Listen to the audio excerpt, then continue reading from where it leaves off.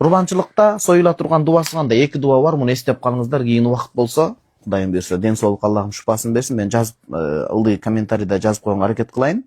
Пайгамбарыбыз саллаллаху алейхи вассалам Фатима энебизге айткан: "О, менин сүйүктүү кызым Фатима, кел да курбанчылыгыңа күбө бол."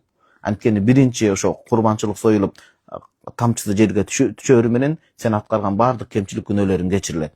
Жана ушул дубаны айт дейт. Эки дуба бар, ушуну айткан жакшыраак курбанчылык союлуп атканда. Инна салати ва нусуки ва махьяя ва мамати лиллахи раббил аламин.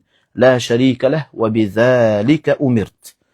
Менин окуган намазым, сойгон курбанчылыгымдагы тирүүлүгүм, атүгүл бул жашоодон кайтыш болгонумда Алла Тааланын ыраазычылыгы үчүн. Аламдардын эгеси жаратчысы болгон Алла Тааланын ыраазычылыгы үчүн болсун. Башка нерсенин ыраазычылыгы үчүн эмес. Анын эч кандай шериги жок. Мына ушул нерсеге мен буйруламын деп. Экинчи дубасы мына пайгамбарыбыз саллаллаху алейхи вассалам эки кочкорду баягы курбанчылык чалганда кыблага жүздөнтүп каратып туруп айткан: "Ваджахту вачхия лиллади фатарас самавати вал арди халифан муслима. Аллахумма минка ва лака ан Мухаммадин ва умматихи. Бисмилlah валлаху акбар" деп. Жүзүмдү жер асмандын баардыгын жараткан Алла Таалага жүз буруп карадым. Алла Тааланы эч бир жайга таандык кылбайбыз, кыблага карадым деген сөз. Ханифан муслиман, эч бир нерсеге Аллахка шерик кошпостон, чыныгы Алла Таалага ихлас кылып.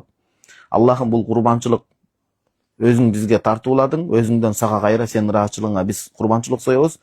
Ан Мухаммад пайгамбар салам айтып атат: "Менин үммөтүм, өзүмдүн жана үммөтүмдүн атынан" дейт. Эки кочкорду сойгон да. Ошо бир өзүнүн атынан, экинчи кыяматка чейинки келчү мүмкүнчүлүгү чектелген үммөтүнүн атынан союп кеткен. Бисмилlah валлаху акбар. Бул ар бир союуда шарт. Эстеп турган учурда сөз айтыш керек муну.